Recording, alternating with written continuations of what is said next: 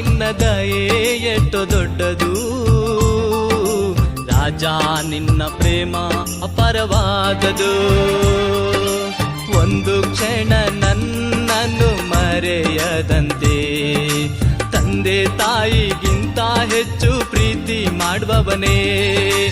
ಒಂದು ಕ್ಷಣ ನನ್ನನ್ನು ಮರೆಯದಂತೆ ತಂದೆ ತಾಯಿಗಿಂತ ಹೆಚ್ಚು ಪ್ರೀತಿ ಮಾಡುವವರೇ.